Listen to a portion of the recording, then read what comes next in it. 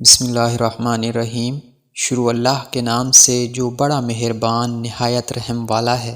اے ایمان والو، تم پر روزے رکھنا فرض کیا گیا جس طرح تم سے پہلے لوگوں پر فرض کیے گئے تھے تاکہ تم تقوی اختیار کرو۔ سورہ بقرہ آیت نمبر 183۔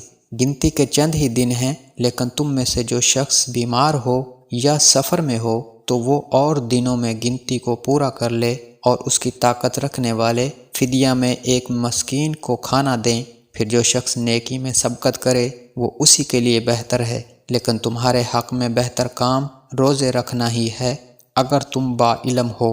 سورہ بقرہ آیت نمبر 184۔ ماہ رمضان وہ ہے جس میں قرآن اتارا گیا، جو لوگوں کو ہدایت کرنے والا ہے، اور جس میں ہدایت کی اور حق و باطل کی تمیز کی نشانیاں ہیں۔ تم میں سے جو شخص اس مہینہ کو پائے اسے روزہ رکھنا چاہیے، ہاں جو بیمار ہو یا مسافر ہو اسے دوسرے دنوں میں یہ گنتی پوری کرنی چاہیے۔ اللہ تعالیٰ کا ارادہ تمہارے ساتھ آسانی کا ہے، سختی کا نہیں۔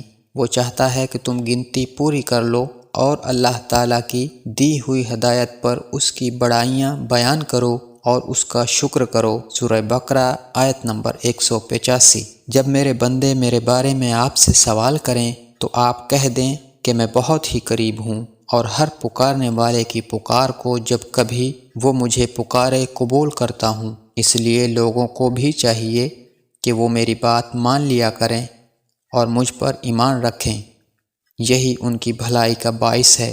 سورہ بقرہ آیت نمبر 186۔ روزے کی راتوں میں اپنی بیویوں سے ملنا تمہارے لیے حلال کیا گیا، وہ تمہارا لباس ہیں اور تم ان کے لباس ہو۔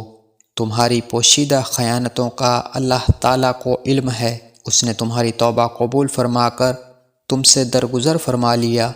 اب تمہیں ان سے مباشرت کی اور اللہ تعالیٰ کی لکھی ہوئی چیز کو تلاش کرنے کی اجازت ہے۔ تم کھاتے پیتے رہو یہاں تک کہ صبح کا سفید دھاگا سیاہ دھاگے سے ظاہر ہو جائے، پھر رات تک روزے کو پورا کرو، اور عورتوں سے اس وقت مباشرت نہ کرو جب کہ تم مسجدوں میں اعتکاف میں ہو۔ یہ اللہ تعالیٰ کی حدود ہیں، تم ان کے قریب بھی نہ جاؤ۔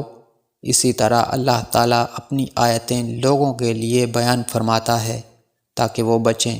سورہ بقرہ آیت نمبر 187۔ اور ایک دوسرے کا مال ناحق نہ کھایا کرو، نہ حاکموں کو رشوت پہنچا کر کسی کا کچھ مال ظلم و ستم سے اپنا کر لیا کرو، حالانکہ تم جانتے ہو۔ سورہ بقرہ آیت نمبر 188۔